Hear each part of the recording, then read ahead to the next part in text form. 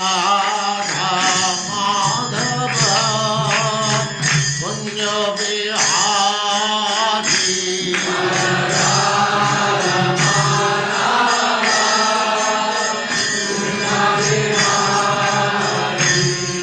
जय राधा माधव कुंज बिहारी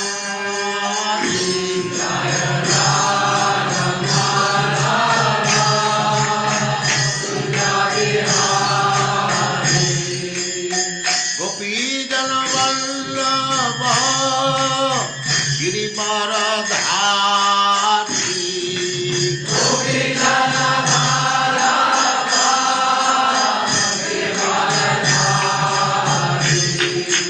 गोपी जन वल्लभ गिरिवरधारी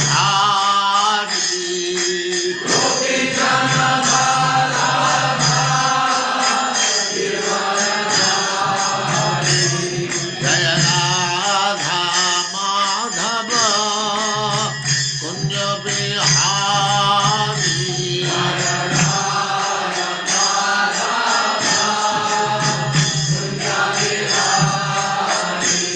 जय राधा माधव कुंज बिहारी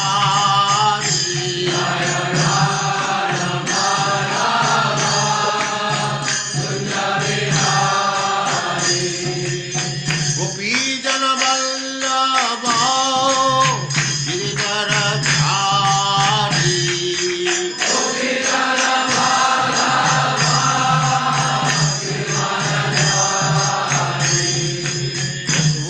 यशोदानंदन ब्रज जन रंजन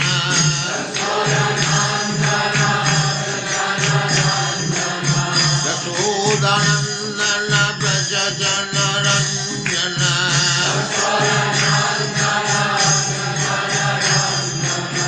जमुना तीर वनचारी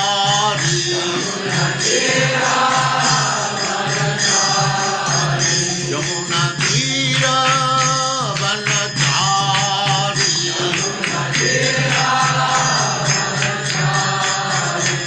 जय राधा माधव कुंज बिहारी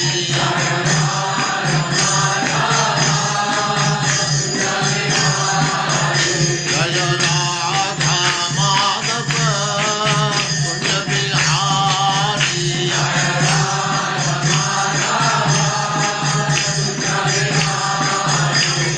गोपी जन वल्लभ गिरिवरधारी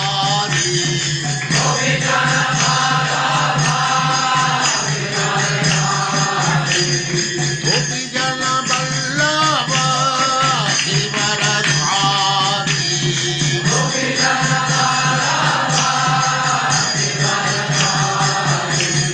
यशोदानंदन ब्रज जन रंजन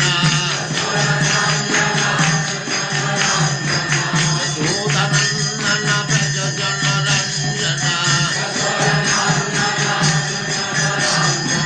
जमुना तीर वनचारी जय राधा माधव कुंज बिहारी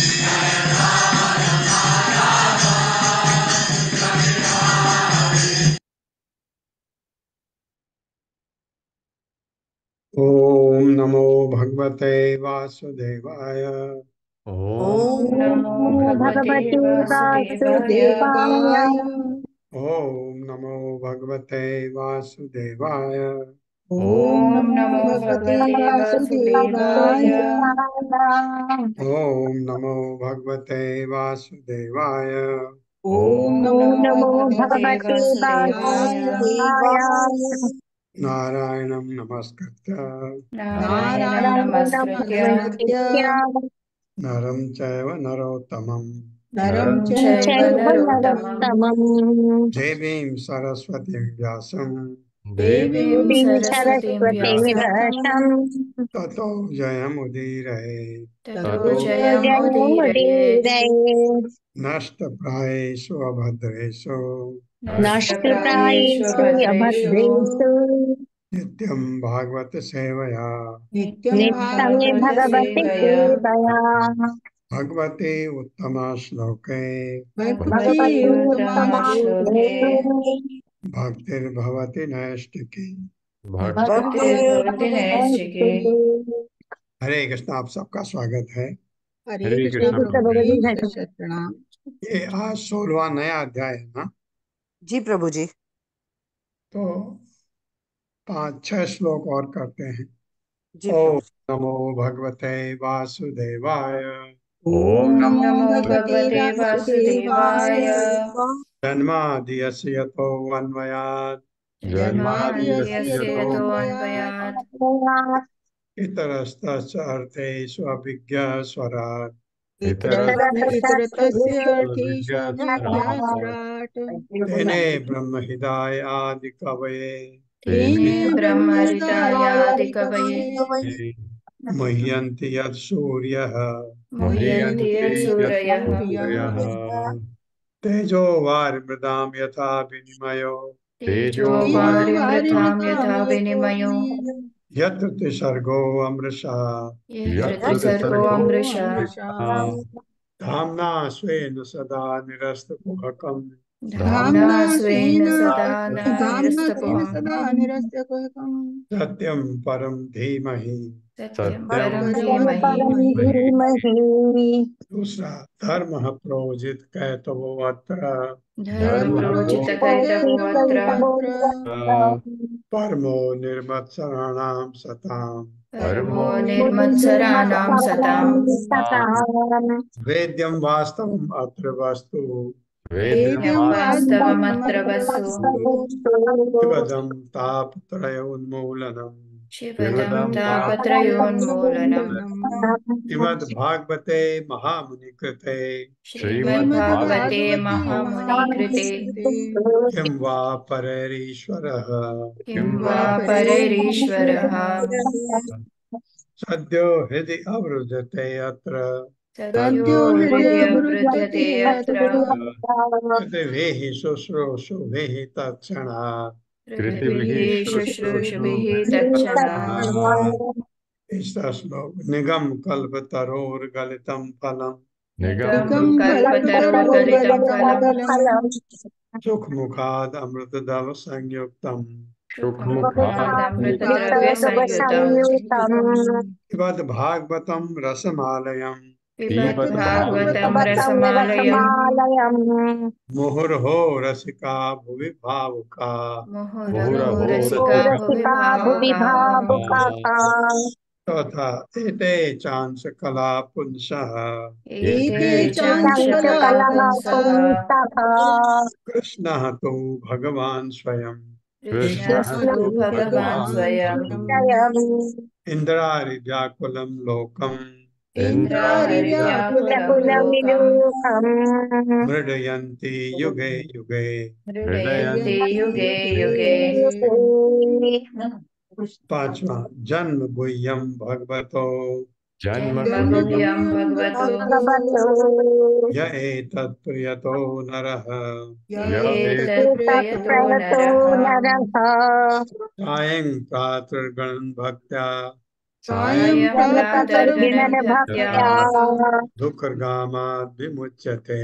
दुःखग्रामाद् विमुच्यते।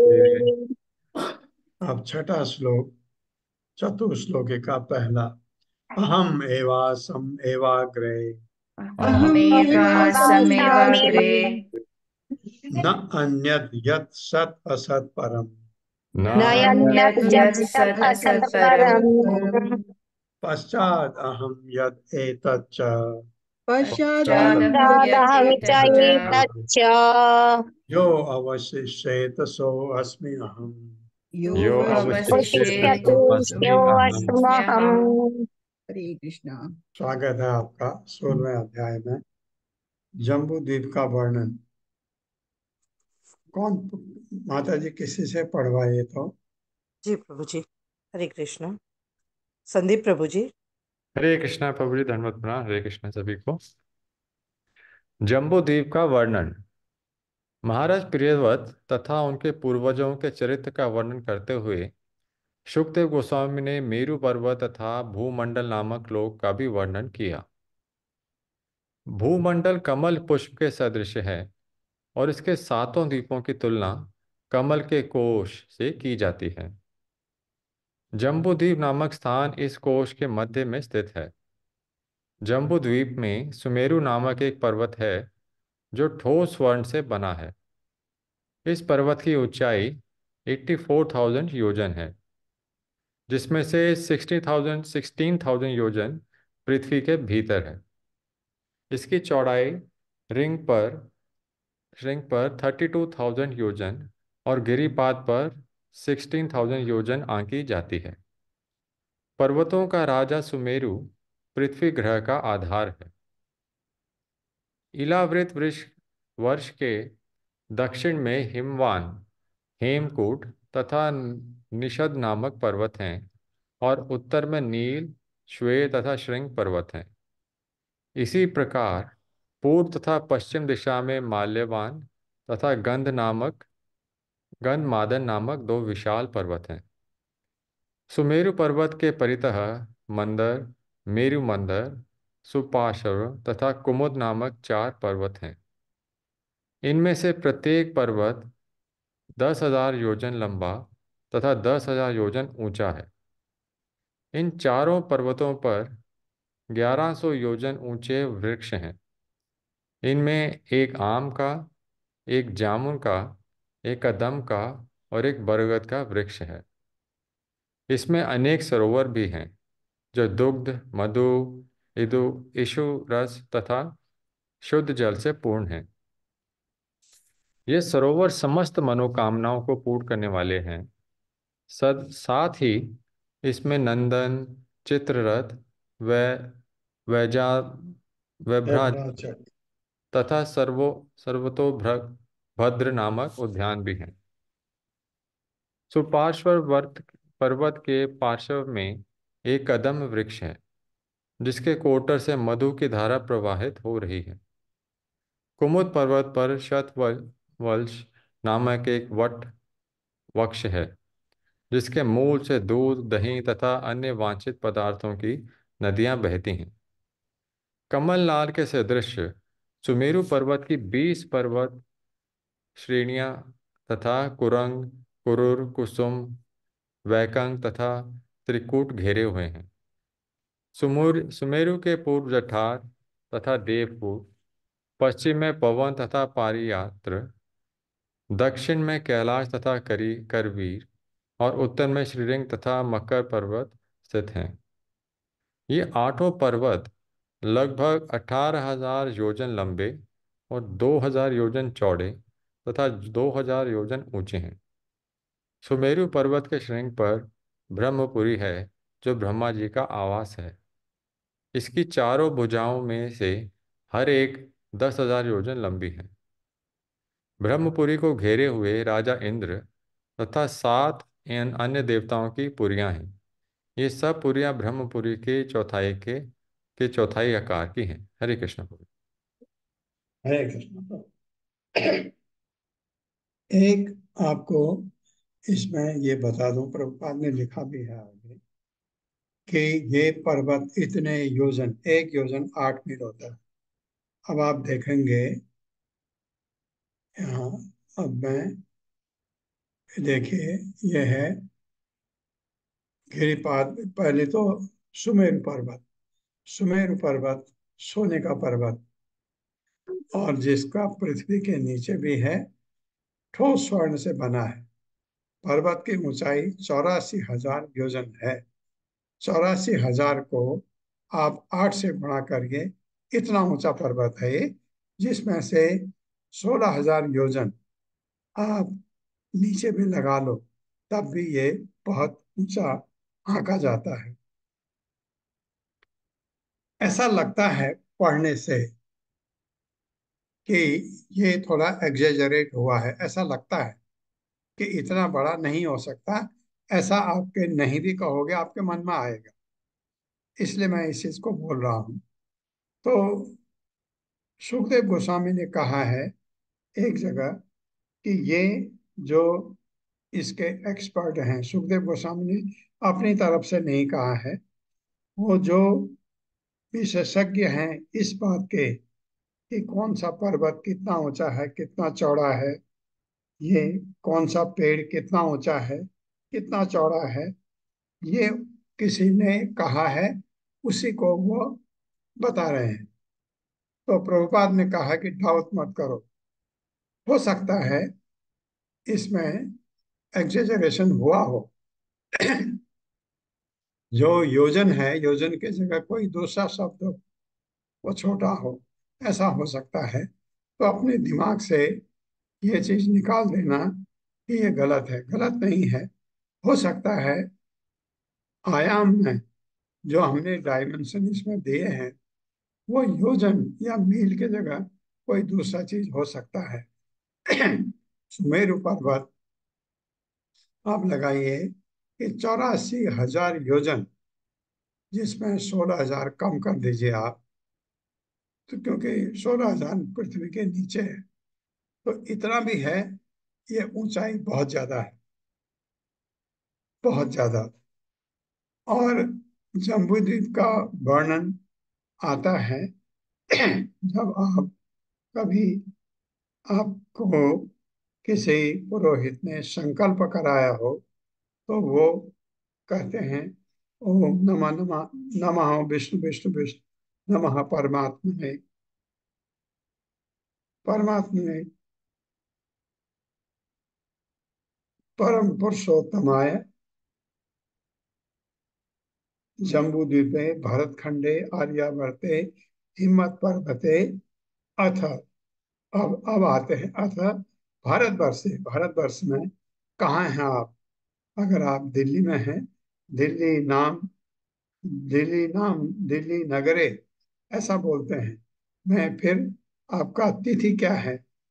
दिस मास है, दिस और जो भी है, और उसका महीना बोलते हैं, फिर उसका आपका दिन बोलते हैं, फिर उस दिन क्या कौन सा दिन है, अष्टमी है, एकादशी है, वासरे वासरे भी बोलते हैं, कौन सा दिन है, रविवार है या सोमवार, जो भी है वो बोलते हैं। ये करने के बाद फिर आपसे वो बताते हैं कि कौन सा संवत्सर है। हर साल संवत्सर बदलता है, तो संवत्सरे ये करके तब आपका नाम आता है, आपकी राशि आती है, आपका गोत्र आता है, और कहीं कहीं पर आपके ये भी बोलते हैं, क्या कहते हैं उसको, नक्षत्र। इतना बोल के तब कहते हैं इस किस पर्पज के लिए आप ये काम कर रहे हैं, जो पूजा करते हैं, तो वो उसके लिए आपके लिए वो सफल हो जाए, वो संकल्प छोड़ना होता है। इतना नाम आता है। तो जम्बू द्वीप है भरतखंडे आर्यावर्ते हिम्मत पर्वत एकदम, मुझे भी याद है ऐसा बोला जाता है। तो जम्बू द्वीप का इसलिए सुखदेव गोस्वामी ने शायद वर्णन किया हो। और ये जम्बू द्वीप अच्छी तरह समझने के लिए मैं पल्लवी माता जी से रिक्वेस्ट करूंगा, उनके पास एक चित्र है उसका जम्बू द्वीप का, वो दिखा देंगे तो आपको इजी हो जाएगा। जम्बू द्वीप में जो सुमेरु पर्वत है, इसके चारों ओर जैसे कमल की पंखुड़ियां होती हैं, ऐसे पर्वत या वर्ष हैं। एक वर्ष दाईं तरफ, दो वर्ष दाईं तरफ, दो वर्ष बाईं तरफ, दो उत्तर की तरफ, दो दक्षिण की तरफ, ऐसे ये बना हुआ है। तो इससे उसमें हम चित्र में अगर देखेंगे तो अच्छी तरह समझ आएगा हमारे। तो वो अभी तो उसको नहीं दिखा सकते माता जी। दिखा सकते हैं जी, वो हाँ, मेरे दूसरे डिवाइस से मैंने ज्वाइन। मैं आपको आपको, होस्ट बना दीजिए इस्कॉन मैंगलोर करके। हाँ मैं दिखा आपको होस्ट बनाता हूँ।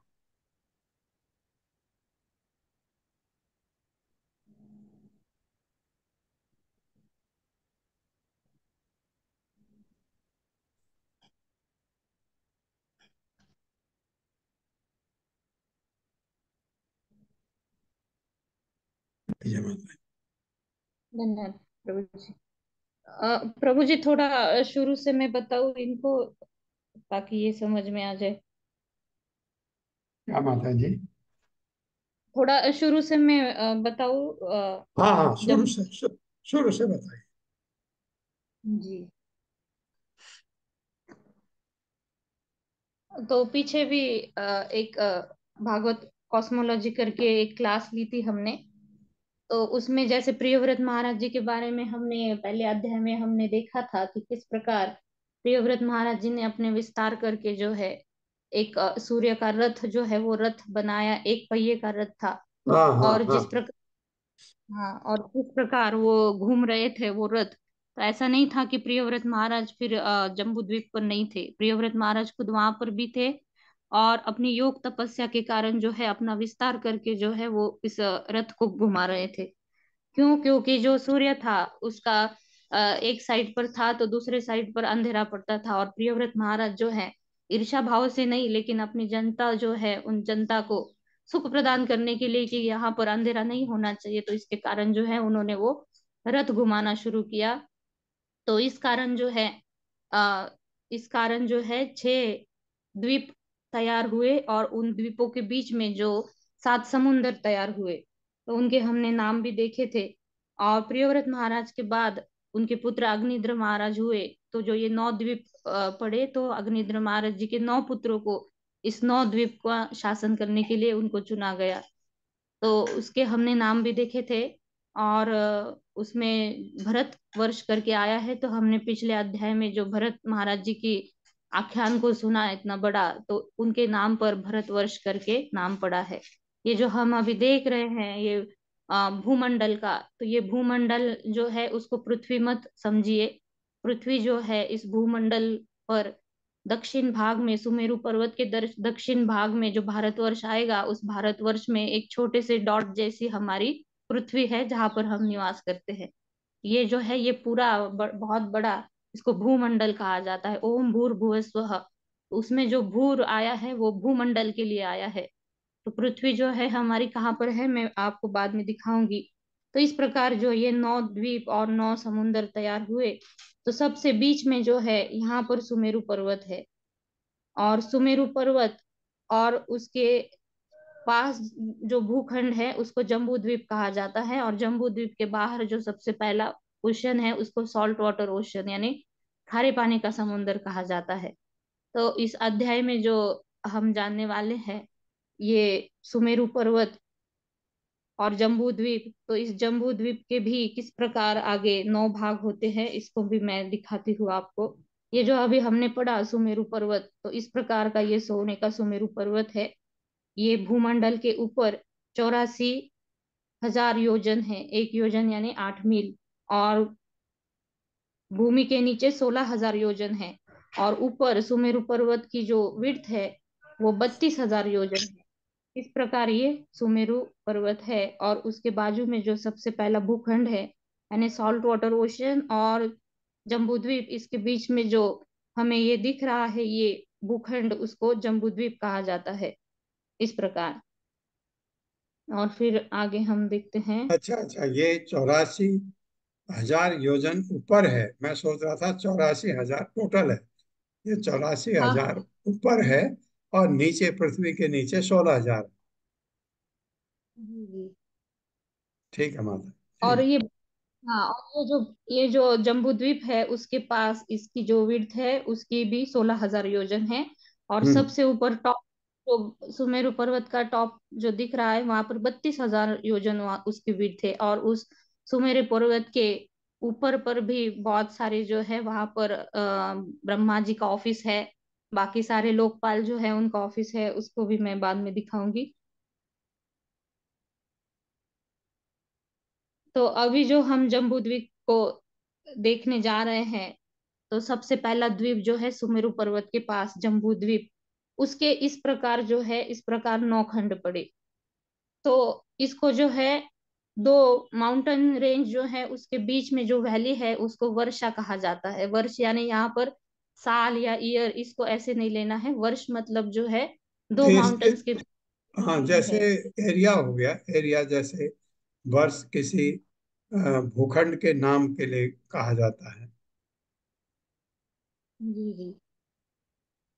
तो यहाँ पर जो है, ये बीच में एम करके आपको दिख रहा है, वो माउंट मेरू है। उसको मेरू या सुमेरु पर्वत भी कहा जाता है।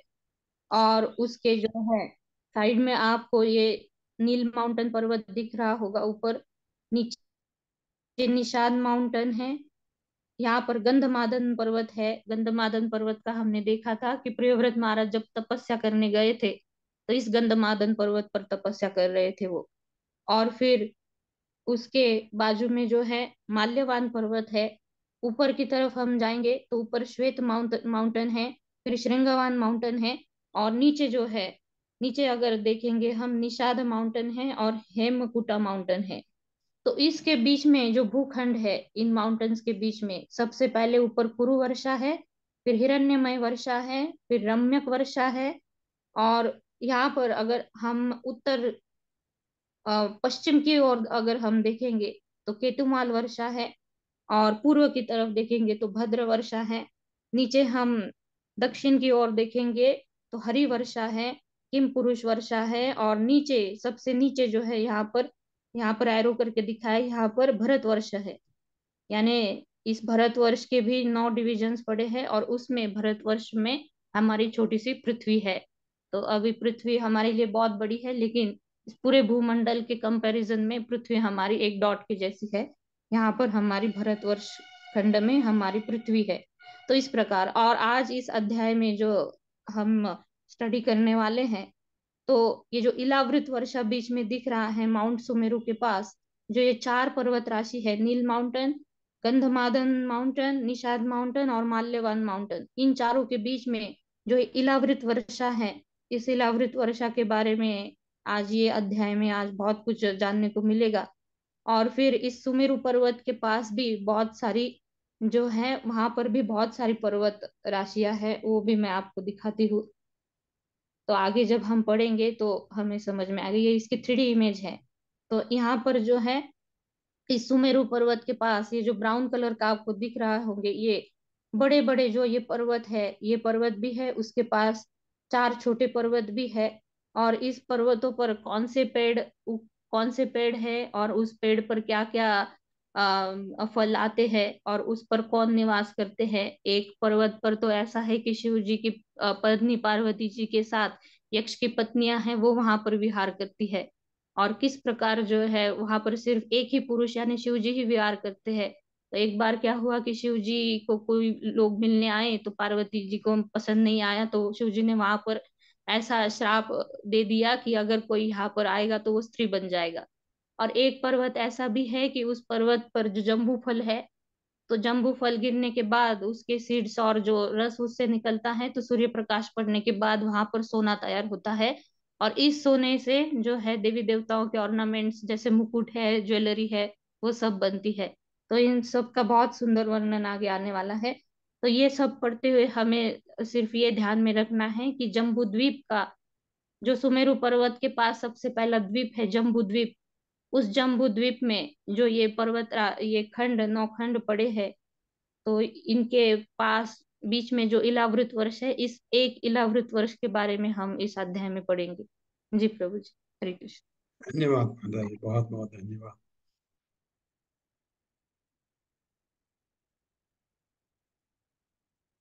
अब आप मेरे को होस्ट बना दो या आप कंटिन्यू करो, दोनों चीज जो।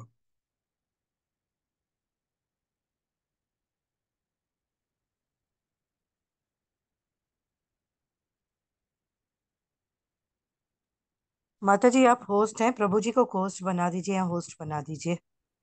जी जी, मैं प्रभु जी को होस्ट बनाती हूँ।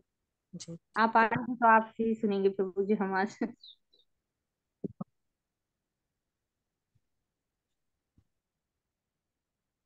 ये किताब जो आपने कहाँ से मिली, ये किताब आपको? प्रभु जी मैंने ऑनलाइन मंगवाई थी ये किताब। अच्छा, ये प्रभु जी है वाराणसी के, भागवत कॉस्मोलॉजी करके, उन्होंने बहुत सुंदर किताब लिखी है पूरी। कहाँ ये बनारस से मंगाई थी? हाँ, मैंने ऑनलाइन मंगवाई थी ये किताब। इसका डिटेल जरा भेज दीजिए तो मैं भी मंगाना चाहूंगा। जी बहुत जी प्रभु जी मैं ओके।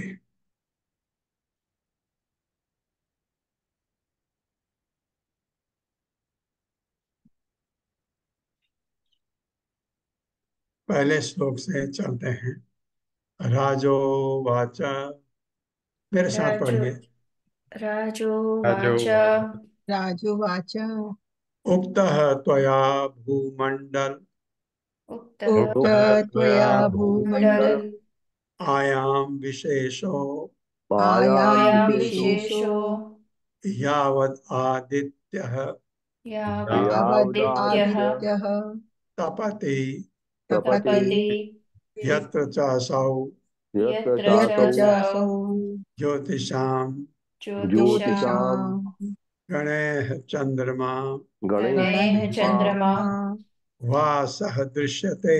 वासः वासः दृश्यते। दृश्यते। शब्दार्थ है। राजा उवाच, महाराज परीक्षित बोले, उक्तः पहले ही कहा जा चुका है, त्वया आपके द्वारा भूमंडल भूमंडल नामक लोक, आयाम विशेष त्रिज्या की विशेष लंबाई, यावत जब तक आदित्य सूर्य तपति तपता है, दीप्तिमान है,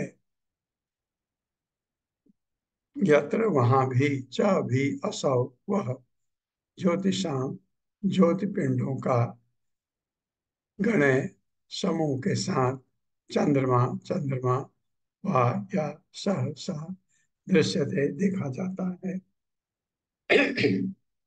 मेरे साथ पढ़िए।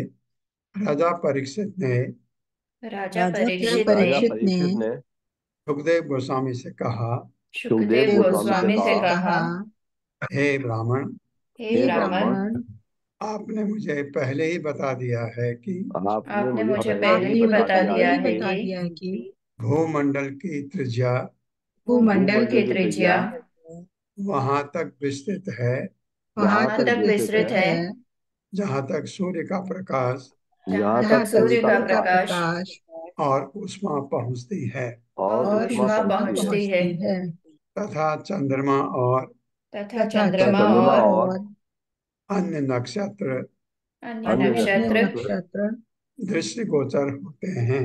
दृष्टिगोचर होते हैं।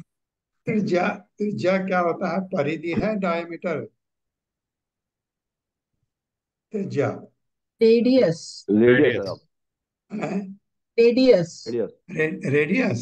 जी हाँ रेडियस, कोई बात नहीं। तो रेडियस, रेडियस हो या डायमीटर हो, एक ही बात है। नहीं, तो डायमीटर का हाफ होता है, डायमीटर डायमीटर इंटू का टू, हाफ रेडियस रेडियस होता है रेडियस जो इंटू टू होता त्रिज्या है डायमीटर। कहलाता है। हाँ एक ही बात है माता जी। डायमीटर में बोलो या रेडियस में बोलो, कोई फर्क नहीं है। मैं समझता हूँ, मैं मैथमेटिक्स पढ़ा हूँ। रेडियस हाफ होता है डायमीटर का। अगर डायमीटर बोलो या रेडियस बोलो, दोनों चीज से आपको समझ आ जाता है कितना उसका डायमेंशन, आयाम क्या है। तात्पर्य, तात्पर्य माता जी। हरे कृष्ण अशोक प्रभु जी। हरे कृष्णा माता जी, हरे कृष्णा प्रभु जी का दंडवत प्रणाम।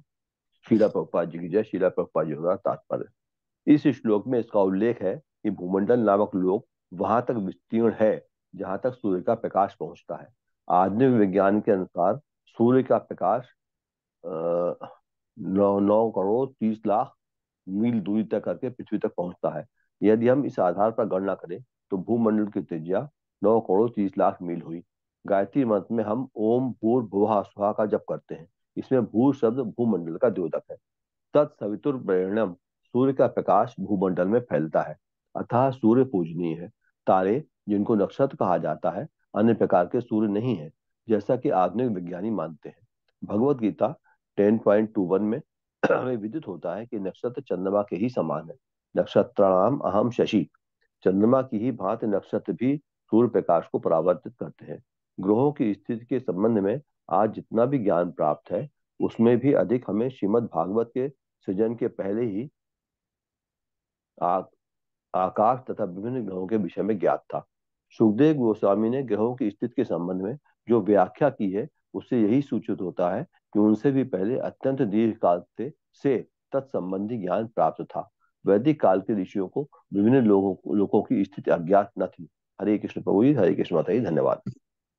ये इतना पुराना ज्ञान, इतना पुराना ज्ञान ये, क्योंकि तब तक लोगों को तो पता ही नहीं था ये। तो हमारे ग्रंथों में ये ज्ञान पहले से विद्यमान था, ये बताना चाह रहे हैं।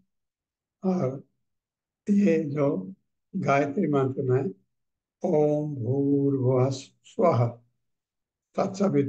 तत्सवितुर्वरेण्यम, ये सूर्य के प्रकाश का भूमंडल में फैलता है, नीचे वाला ऊपर। एक्चुअली ये गायत्री मंत्र है, इसके साथ 6 मंत्र और हैं। गायत्री मंत्र 7 है। ये 7वां मंत्र जब आपकी ब्राह्मण दीक्षा होती है तब आपको दिया जाता है, बिल्कुल इस तरह से जैसे कि आपके कान में या आपके कमरा बंद करके दिया जाता है, ताकि और लोग न सुने। जिन्होंने दीक्षा लेनी खाली वही सुने। ये 7 मंत्र है। मैंने आपको बोला था जन्मादि यतो अन्वया इतरस्तः इसको भी गायत्री मंत्र लिखा गया है। इसके अलावा और भी लिखे गए। क्यों लिखे गए हैं पता किया मैंने, क्योंकि आखिरी में क्या है, सत्यम परम धीमहि। धीमहि शब्द आता है गायत्री मंत्र, तो इसलिए इसको गायत्री मंत्र कहा जाता है। जो जन्मादि यतो अन्वया, जो पहला मंत्र है भागवतम के पहले स्कंद का पहला पहला मंत्र, उसको गायत्री मंत्र भी बोलते हैं। लेकिन वास्तव में गायत्री मंत्र नहीं है। गायत्री मंत्र 7 हैं कुल, जो आपको जब आपकी ब्राह्मण दीक्षा होती है तब दिए जाते हैं। और कहा जाता है इसको जप करते समय, सुबह, दिन में, शाम को करते समय आपको ये ध्यान रखना है कि कोई सुने नहीं। का मतलब है कि जब तक याद नहीं होगा आप पेपर से उसको मनन करें, और अदरवाइज आप उसको जोर से नहीं बोल सकते।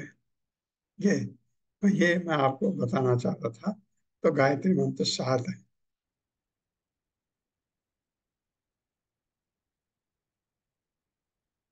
और ये, हाँ, एक चीज और यहाँ बहुत अच्छी प्रभुपाद ने लिखी है कि जो तारे हैं, नक्षत्र हैं, और आधुनिक विज्ञान क्या कहता है, वो सूर्य है। सूर्य नहीं है।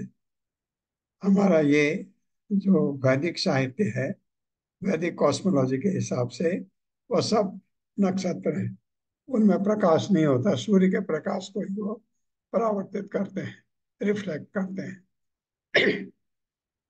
आप ये देखिए, ये जो जितने भी तारे आपको दिखते हैं ये हमारे ब्रह्मांड में हैं। सूर्य हमारे ब्रह्मांड का है। हमारे ब्रह्मांड का सूर्य उनमें रोशनी डालता है, परिवर्तित होता है।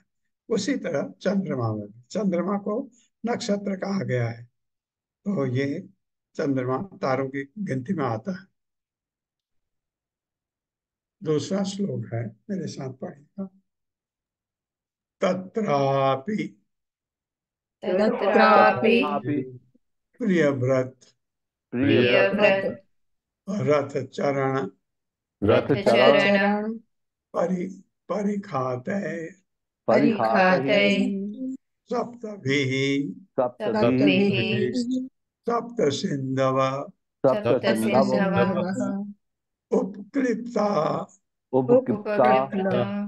यहाँ पर ये बिंद आता है, ये नहीं कर पाता, वो लौ है। उपक्लिप्ता यत एतस्याः यत् यत् एतस्याः एतस्याः सप्तद्वीप सप्तद्वीप विशेष विकल्प विशेष विशेष विकल्प विकल्पः त्वया विकल्पः त्वया भगवन् खलु भगवन् खलु सूचित सूचितः एतद् एतत् एव अखिल एव अखिलम् अखिलम अहम अखिलम अखिलम् अहम अहम् मानतो मानतो मानतो लक्षणतः च लक्ष्यणतः च सर्वं सर्वं च सर्वं विजिज्ञासामि।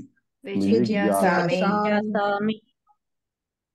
शब्दार्थ है तत्रापि उस भूमंडल में प्रियव्रत रथ चरण परिखाते, जो अभी पल्लवी माता जी बता रही थी।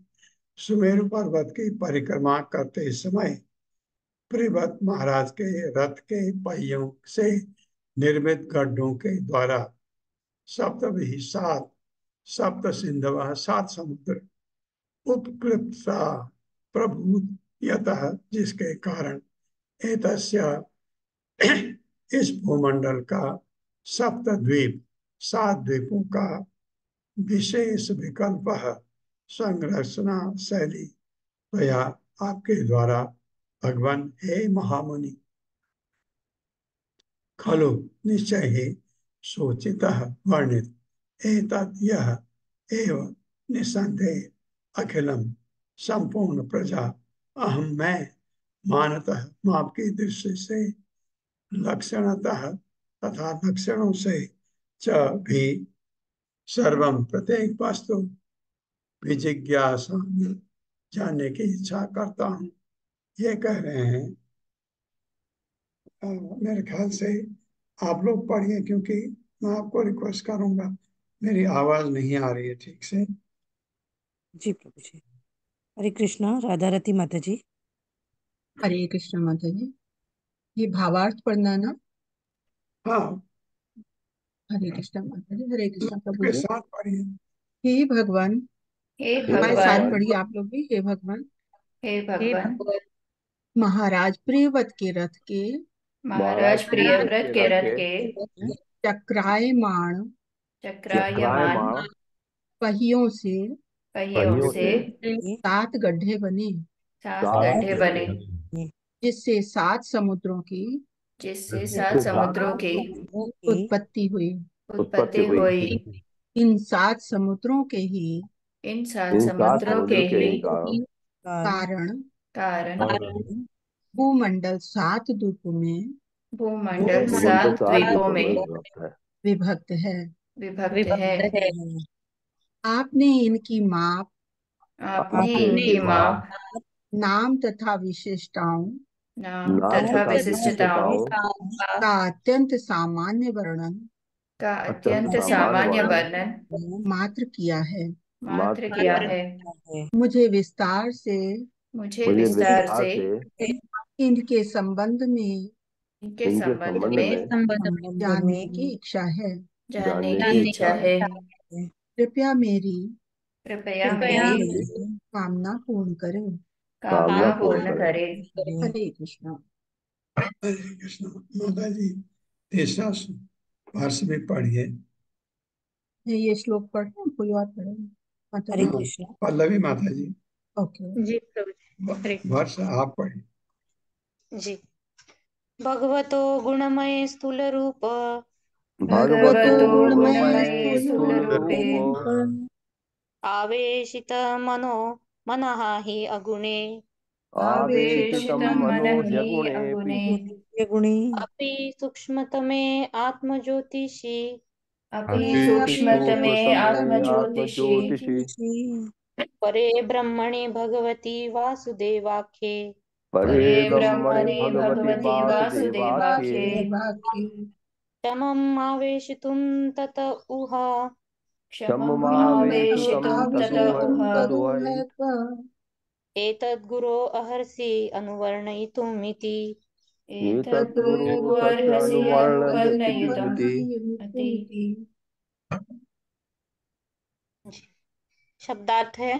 भगवतः श्री भगवान का गुणमय भौतिक प्रकृति के त्रिगुण युक्त ब्राह्म स्वरूपों में, बाह्य स्वरूपों में स्थूल रूपे स्थूल रूप आवेशितम प्रविष्ट मन ही निश्चित रूप से अगुणे दिव्य इंद्रियातीत अपि यद्यपि सूक्ष्मतमे प्रदेश से अपने लघुतर रूप में परमात्मा आत्म ज्योतिषी जो ब्रह्म तेज से पूर्ण है, परे परम ब्रह्मणि आत्मस्वरूप भगवती श्री भगवान में वासुदेव आख्ये, भगवान वासुदेव के नाम से विख्यात क्षमम उपयुक्त आवेशितुम आत्मसात तत् वह ऊह निस्संदेह एतत् यह गुरो, हे गुरुदेव अर्हसि अनुवर्णयितुम, कृपया विस्तार पूर्वक कहे इति इस प्रकार। जब मन प्रकृति के गुणों से निर्मित जब मन जब मन प्रकृति के गुणों से निर्मित पूर्ण पुरुषोत्तम भगवान के बाह्य रूप पूर्ण पूर्ण पुरुषोत्तम भगवान के बाह्य बाह्य रूप रूप यानी स्थूल विश्व रूप पर स्थिर हो जाता है, यानी स्थूल विश्व रूप हो पर जाता स्थिर है हो जाता है, तो उसे शुद्ध सत्व की स्थिति प्राप्त होती है। तो तो उसे उसे शुद्ध शुद्ध सत्व की स्थिति प्राप्त होती है। उस दिव्य स्थिति में ही उस उस दिव्य दिव्य स्थिति में स्थिति ही में भगवान वासुदेव को जाना जा सकता है, भगवान वासुदेव को जाना जा सकता है, जो अपने सूक्ष्म रूप में जो अपने सूक्ष्म रूप में स्वतः प्रकाशित और गुणातीत है। स्वतः प्रकाशित और गुणातीत है। और गुणातीत है।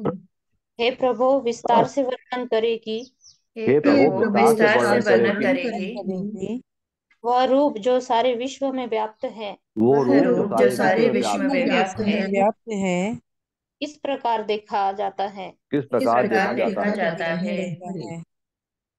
कितना अच्छा प्रश्न पूछा है परीक्षित महाराज जी।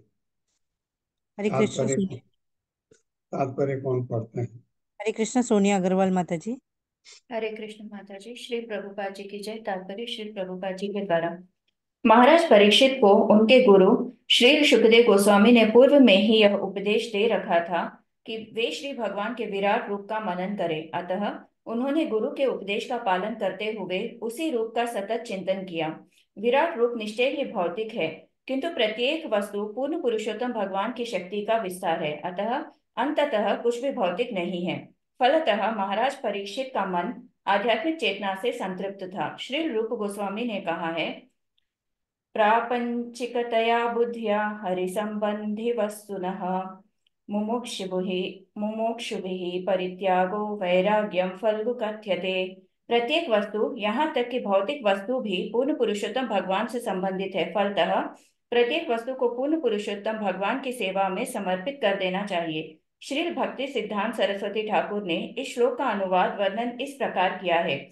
हरि सेवाय याह हय अनुकूला विषय बलिया ताहार त्यागे हय भूला। मनुष्य को चाहिए कि पूर्ण माता जी पुरुष। हरे कृष्ण, थोड़ा आप धीरे धीरे पढ़ेंगे माता जी। ओह सॉरी बहुत माता जी, स्पीड, हाँ सॉरी। स्पीड थोड़ा कम कीजिए माता जी। मनुष्य को चाहिए कि पूर्ण पुरुषोत्तम भगवान से संबंधित किसी भी वस्तु को यह सोचकर न त्याग दे कि वह भौतिक है अथवा इंद्रिय सुख के हेतु है। यहाँ तक कि शुद्ध हो जाने पर इंद्रियां भी आध्यात्मिक हो जाती है। जब महाराज परीक्षित श्री भगवान के विराट रूप का चिंतन कर रहे थे, तो उनका मन निश्चित रूप से दिव्य धरातल पर स्थित था। अतः वे ब्रह्मांड के विषय में विस्तृत जानकारी की इच्छा न रखने पर भी श्री भगवान की पृष्ठभूमि में उसका चिंतन कर रहे थे। इसलिए ऐसा भौगोलिक ज्ञान भौतिक न होकर दिव्य था। श्रीमद् भागवतम में अन्यत्र श्री नारद मुनि कहते हैं, इदम ही विश्वम भगवान इव तेरः। यह संपूर्ण ब्रह्मांड ही पूर्ण पुरुषोत्तम भगवान है, भले ही यह उनसे भिन्न प्रतीत होता हो। अतः भले ही परीक्षित महाराज को इस ब्रह्मांड के भौगोलिक ज्ञान की आवश्यकता न रही हो, किंतु वह ज्ञान आध्यात्मिक तथा दिव्य था, क्योंकि वे संपूर्ण ब्रह्मांड को श्री भगवान की शक्ति का विस्तार मान रहे थे। हम भी अपने उपदेश कार्य के लिए प्रचुर धन एवं संपत्ति का उपयोग करते हैं और अनेकानेक पुस्तकों का क्रय विक्रय करते हैं, किंतु चूंकि ये व्यापार कृष्ण भावनामृत आंदोलन से संबंधित होते हैं, अतः इन्हें कभी भी भौतिक नहीं मानना चाहिए। यदि कोई ऐसे प्रबंध में विचार में व्यस्त रहता है, तो इसका यह अर्थ नहीं होगा कि वह कृष्ण भक्ति से दूरी हो गया है। यदि कोई प्रतिदिन नियमित रूप से 16 माला महामंत्र का जप करता है, तो कृष्ण भावनामृत आंदोलन के प्रचार के लिए भौतिक जगत से उसका संपर्क कृष्ण भावनामृत के आध्यात्मिक अनुशीलन से किसी प्रकार भिन्न नहीं कहा जा सकता। हरे कृष्ण प्रभु जी। बहुत बढ़िया, बहुत ही बढ़िया लिखा प्रभुपाद ने कि कितना अच्छा लिखा है कि जब आप ये विराट रूप, भौतिक रूप है, उसका चिंतन करने के लिए कहा किया परीक्षित महाराज ने, लेकिन क्या समझ के किया? ये भगवान है। क्या समझ के किया? कोई भौतिक चीजों का इस्तेमाल, ये भगवान की संपत्ति है, भगवान के लिए इसका इस्तेमाल होना चाहिए। ये ऐसा ऐसा विचार आने से आप शुद्ध सत्व में आ जाते हैं। ये विचार हमको नहीं आ सकते। जब आप गुणातीत हो जाते हैं, प्रकृति के गुणों को लांघ जाते हैं, तब ये विचार आते हैं आपके, जो प्रभुपाद ने लिखा है कि सब चीज भगवान की सेवा के लिए है। ये चिंतन रहता है। आप खाना बना रहे हैं, खाना बनाना तो भौतिक है नहीं। अगर वही खाना भगवान को ध्यान में रखते हुए बनता है तो वो प्रसाद बनता है। वो भौतिक नहीं है, आध्यात्मिक है। मैं बात कर रहा हूँ भौतिक है। मैं अगर हरे कृष्ण कृष्ण कृष्ण हरे हरे, हरे राम राम राम हरे हरे, ये भौतिक नहीं है। भगवान का नाम भगवान को खुश करने के लिए आपको ये बताया जाता है कि कृष्ण भावनामृत का मतलब है ऐसा कर्म जिससे भगवान खुश होते हैं। इससे भगवान खुश होते हैं। इसलिए तो कहा गया आपको ये मंत्र जपो, क्योंकि ये मंत्र जपते जपते भगवान आपसे बहुत खुश होते हैं और वही स्वाद आपको भी आने लगता है।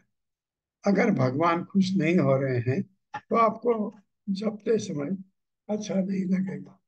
अभी अच्छा लगेगा क्योंकि क्योंकि आपको भगवान खुश हो रहे हैं, तो उसका स्वाद आपको आने लगता है। बहुत ही बढ़िया प्रभुपाद ने लिखा। चौथा वर्ष माता जी जी हो प्रभु। सकता है। कौन पढ़ते हैं चौथा वर्ष? पल्लवी माता जी आप ही पढ़ दीजिए जी। वर्ष। सॉरी। ऋषिरुवाच ऋषिरुवाच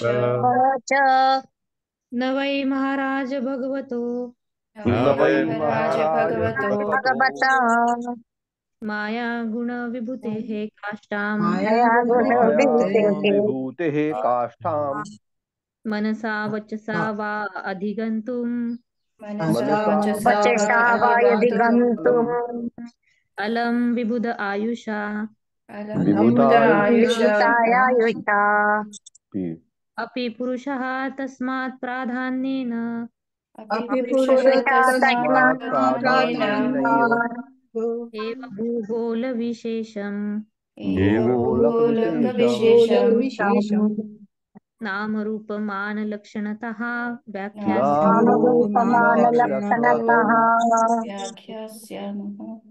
व्याख्यास्यामः।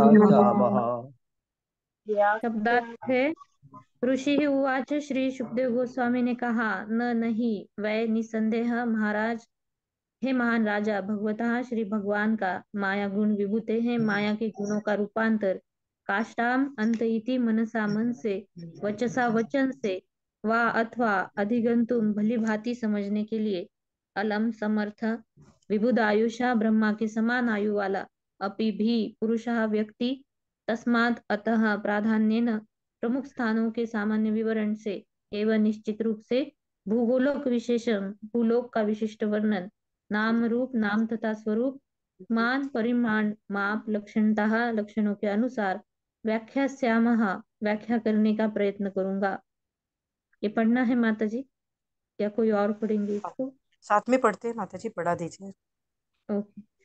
ऋषि श्रेष्ठ सुखदेव गोस्वामी बोले, ऋषि ऋषि श्रेष्ठ श्रेष्ठ सुखदेव सुखदेव गोस्वामी बोले, बोले, हे राजन, हे हे राजन, राजन, श्री भगवान की माया के विस्तार की श्री कि भगवान भगवान की की माया माया के के विस्तार विस्तार की भगवान की माया के विस्तार की कोई सीमा नहीं है। कोई कोई सीमा सीमा नहीं नहीं है। है। यह भौतिक जगत यह यह भौतिक भौतिक जगत भौतिक जगत सत्व रज तथा तम इन तीनों गुणों का रूपांतर है। सत्व सत्य रज तथा तथा तम इन गुणों का रूपांतर है। है। फिर भी ब्रह्मा के समान दीर्घ आयु पाकर भी फिर भी ब्रह्मा ब्रह्मा के के समान दीर्घायु पाकर भी इसकी व्याख्या कर पाना संभव नहीं है। इसकी व्याख्या कर पाना संभव नहीं है। नहीं है। इस भौतिक जगत में कोई भी पूर्ण नहीं इस भौतिक जगत में कोई भी पूर्ण नहीं है और अपूर्ण मनुष्य और और अपूर्ण अपूर्ण मनुष्य मनुष्य सतत चिंतन के बाद भी सतत चिंतन के के बाद बाद भी के बाद भी इस भौतिक ब्रह्मांड का सही वर्णन नहीं कर सका। इस भौतिक भौतिक ब्रह्मांड का का सही वर्णन नहीं कर सका। नहीं कर सका। तो भी हे राजन, तो भी हे हे राजन, हे राजन, राजन, मैं भूगोलक यानी भूलोक जैसे मैं मैं भूगोलक भूगोलक जैसे यानी भूगोलक जैसे प्रमुख भूखंडों की प्रमुख प्रमुख भूखंडों भूखंडों की उनके नामों रूपों उनके उनके नामों के रूपों नाम रूपों प्रमापों प्रमापों नामों तथा विविध लक्षणों सहित तथा तथा विविध विविध लक्षणों सहित सहित व्याख्या करने का प्रयत्न करूंगा। व्याख्या करने का प्रयत्न करूंगा। करूंगा। ये देखिए, यहाँ पर अ, शुक मुनि कह रहे हैं, ये ब्रह्मा जी की उम्र के बराबर भी और रह करके कोई ये नहीं जान सकता, इसको व्याख्या कर पाना संभव नहीं है, तो भी मैं कुछ का वर्णन प्रयत्न करूंगा करके कह रहे हैं। तात्पर्य कौन पढ़ते हैं? हरे कृष्ण सुशील प्रभु जी। हरे कृष्ण प्रभु जी, दंडवत प्रणाम। हरे कृष्ण माता, दंडवत प्रणाम। तात्पर्य शिल प्रपात द्वारा शिल प्रपात की जय। ये भौतिक जगत पूर्ण पुरुषोत्तम भगवान की सृष्टि का चतुर्थांश ही है, किंतु है अनंत तथा किसी के लिए भी उसका वर्णन कर पाना या उसे जान पाना असंभव है। भले ही उसे ब्रह्मा जैसी लाखों करोड़ों वर्ष की दीर्घायु क्यों न प्राप्त हो जाए। आधुनिक विज्ञानी जन तथा ज्योतिर्विद ब्रह्मांड की स्थित और अंतरिक्ष की विशालता की व्याख्या करने का प्रयत्न कर रहे हैं, और उनमें से कुछ का विश्वास है कि समस्त प्रकाशमान नक्षत्र विभिन्न सूर्य हैं, किंतु श्रीमद् भगवद गीता से हमें यह पता चलता है कि ये समस्त नक्षत्र चंद्रमा के तुल्य हैं, क्योंकि ये सूर्य प्रकाश को परावर्तित करते हैं। ये स्वयं प्रकाशित नहीं है। भूलोक ब्रह्म अंतरिक्ष का वो भाग है जिसमें से होकर सूर्य प्रकाश तथा ऊष्मा की गति करते हैं। अतः यह निष्कर्ष निकाला जाना स्वाभाविक है कि यह ब्रह्मांड जहां तक हमें दिखाई देता है वहां तक अंतरिक्ष में फैला है और प्रकाश युक्त नक्षत्रों का परिवृत्त है। श्री सुखदेव गोस्वामी ये स्वीकार करते हैं कि इस भौतिक ब्रह्मांड का पूर्ण वर्णन कर पाना असंभव है, किंतु फिर भी वे राजा परीक्षित को यह सब ज्ञान प्रदान करना चाह रहे थे जो उन्हें परंपरा से प्राप्त हुआ था। अतः हम यह निष्कर्ष रूप में ये कह सकते हैं कि यदि कोई पूर्ण पुरुषोत्तम भगवान के भौतिक विस्तार को नहीं समझ पाता तो वो आध्यात्मिक जगत की विराटता का अनुमान नहीं लगा सकता। ब्रह्म संहिता 5.33 इसकी पुष्टि करती है। अद्वैतम चित मन नादि मन अनंत रूपम आद्यम पुराणम पुरुषम नव यौनवम च। पूर्ण पुरुषोत्तम भगवान गोविंद के विस्तार की सीमाओं का अनुमान लगा पाना किसी के लिए भी असंभव है, भले ही वो ब्रह्मा के समान पूर्ण जीव क्यों न हो। फिर भला तुच्छ विज्ञानियों की क्या विसात, जिनकी इंद्रियां तथा उपकरण सभी अपूर्ण हैं और जो इस एक ब्रह्मांड के विषय में भी पूरी जानकारी नहीं दे पाते। अतः हमें श्री सुखदेव गोस्वामी जैसे प्रामाणिक गुरु द्वारा कथित वैद्य स्रोतों से उपलब्ध जानकारी से ही संतुष्ट होना चाहिए। हरे कृष्ण प्रभु जी, हरे कृष्ण। धन्यवाद। तो जो भी सुखदेव गोस्वामी बताते हैं वो ज्ञान हमको अर्जित करना चाहिए, क्योंकि जो भौतिक विज्ञान वाले जो बताते हैं उनका ज्ञान पूर्ण नहीं है, उनको पता ही नहीं। अब बताइए, इतना ज्ञान जो पहले इतने हजारों वर्ष पता था, अभी वो उसी के पीछे लगे हुए हैं। और अभी जैसे वैदिक कॉस्मोलॉजी के हिसाब से जब सूर्य ग्रहण चंद्र ग्रहण लगता है, जो विज्ञान कहता है आज का, उसको वैदिक कॉस्मोलॉजी नहीं मानती। वो कहते ग्रहण लगता है राहु की वजह से। इसलिए उन्होंने तब यही कहा था कि राहु को ये चंद्रमा समझ बैठे हैं और ये राहु में जा रहे हैं, चंद्रमा में नहीं। ये कहीं इसी में आएगा शायद कहीं।